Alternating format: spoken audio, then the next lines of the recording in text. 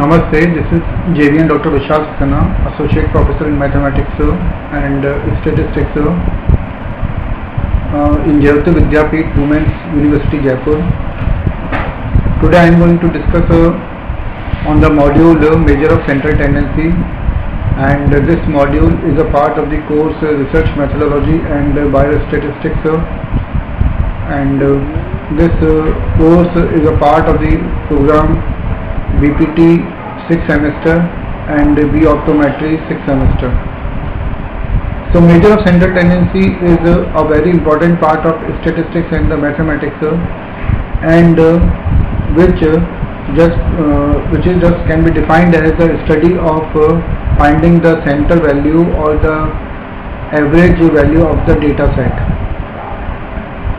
Initially we start to just define the central tendency of the data set. So central tendency will give the nature of the center value of the data set, or just it can just represent the overall picture of the data. So the center value of the data set is a center value, and just it will explain about the whole data we have, but it will not give the information of each and individual data. Just it will give the overall picture of the data set. That's why sometimes we are required to find the overall picture of the data set. We are not having time to discuss about the each and every data. That's why we will take the average value of data set.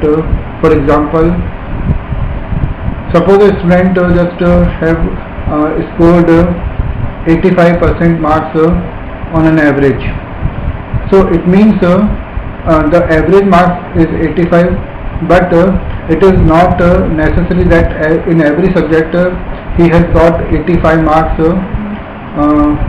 but just 85% is the overall picture of the complete marks obtained for the student.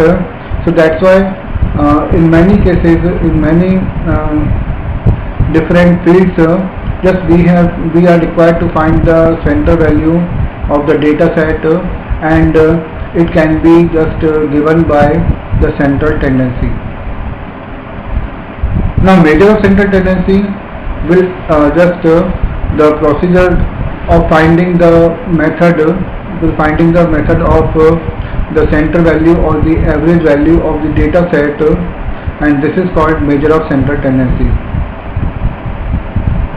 So there are various components of the measure of central tendency, but the main components of the measure of central tendency are mean, which is also known as arithmetic mean, or the median, and the mode.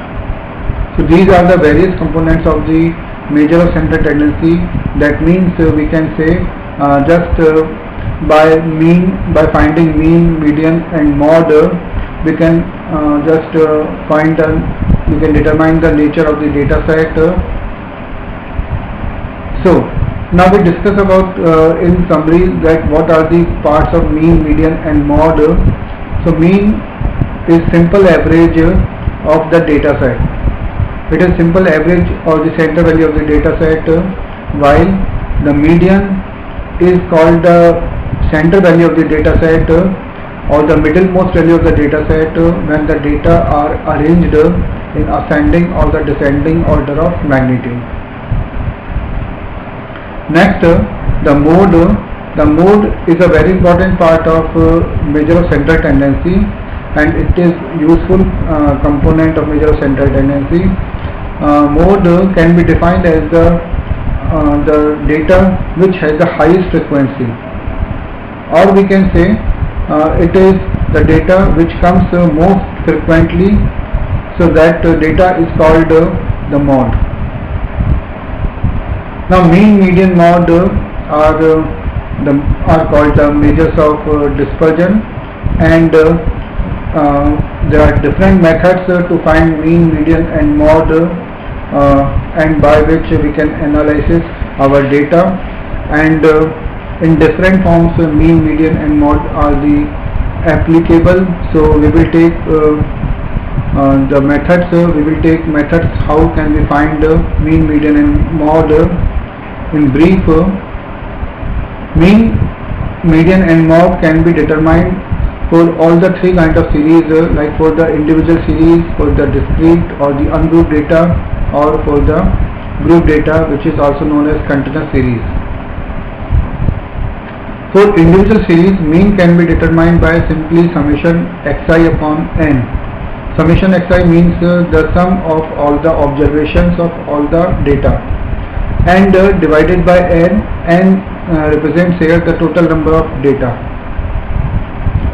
If we take the ungrouped series, then the formula to find mean is given by summation fi xi upon summation fi. Then fi represents the frequency of the data corresponding to the data xi, and xi represents the data here, the value of data. So this is the procedure by which we can find the mean of the data set. Next, for the grouped frequency distribution or the continuous series, there are various methods to find mean.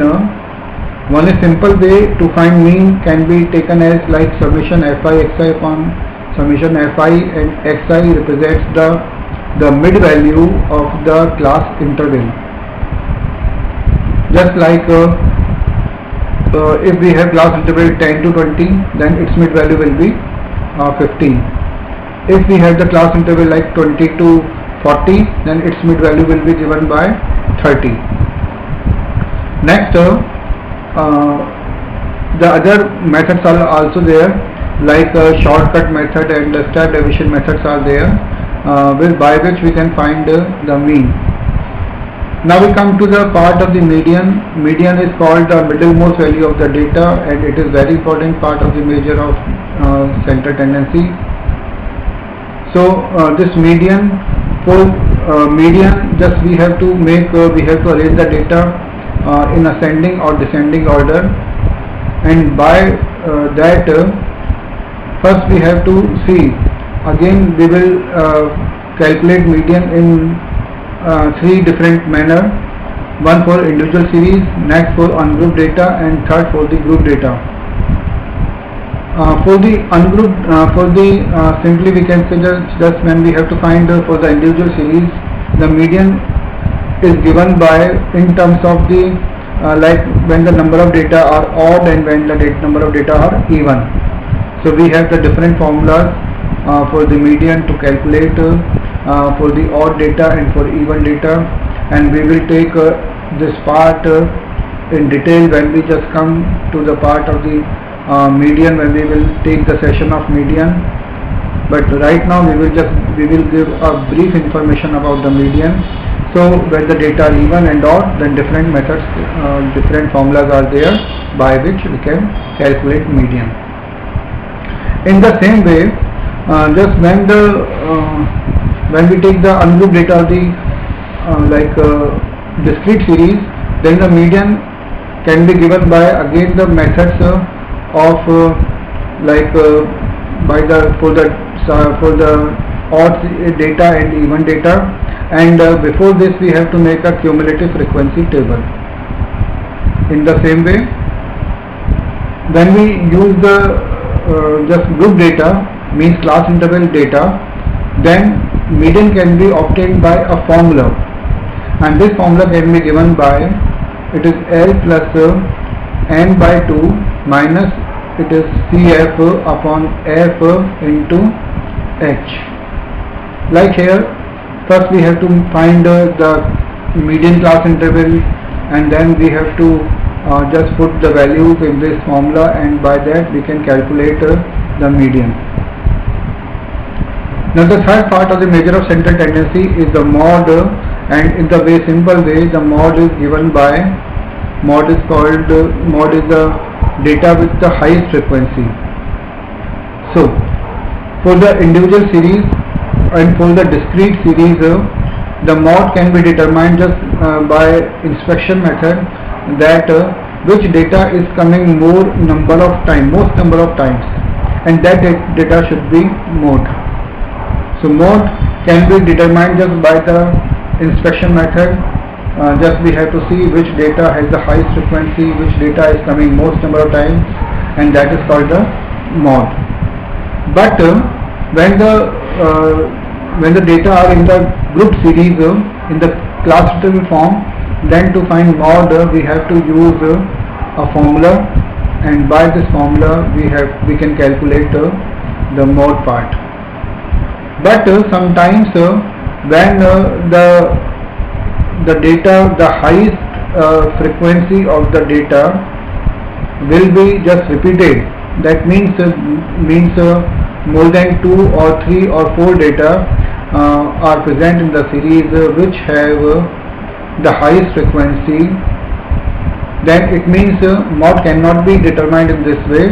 And just to find mode we can use also the empirical formula, and empirical formula will make a relation between 3 measures of central tendencies like mean, median and mode. So what is empirical formula? Empirical formula is given by mode is equal to 3 into median minus 2 into mean. So mode is equal to 3 into median minus 2 into mean is called the empirical formula, and just it makes a relation between 3 measures of central tendencies. So in this way we have seen these are the measures of central tendencies, and all the measures of central tendencies are good and important in different cases. Now we take some cases for which measure of central tendency should be taken or should be calculate for better results. So first of all we take if we have the symmetrical data, symmetrical frequency distribution or symmetrical data, then all the 3 measures of central tendencies like mean, median and mode are having the same weightage. Means we can apply any one of them because all the 3 will give the better results. And because mean is having the all data values, that's why mean can be used, and it will give the most. It will be used by the most researchers because it will take all the data values.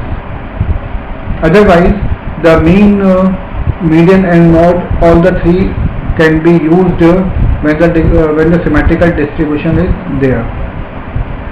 Next, second case when we consider about when the data set means the distribution is not symmetrical, means it is skewed.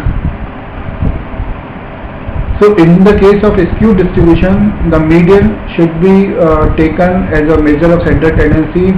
It will give us the better results. So measure of central tendency, the median should be definitely taken in the case of skewed distribution. And in the third case, just we take when the data sets are original.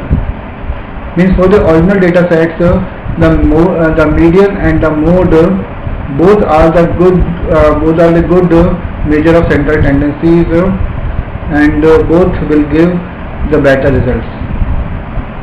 So these are the parts of the measure of central tendencies, and just in this we have seen today the part of the measure of central tendency, which is a very important subject of the subject of the biostatistics and research methodology, and important for the research area and for the other areas like medical or the science or the engineering and the computer science. So students must prepare this topic and first by the concepts. First they should know what is meaning of central tendency and measure of central tendencies, and then they have to practice over the numerical problems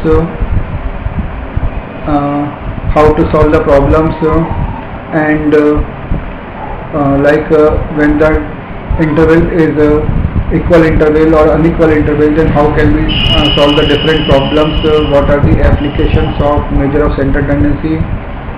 So that will give them complete information, that will give the complete knowledge to the students, and with this I'll conclude my today's lecture. Thank you.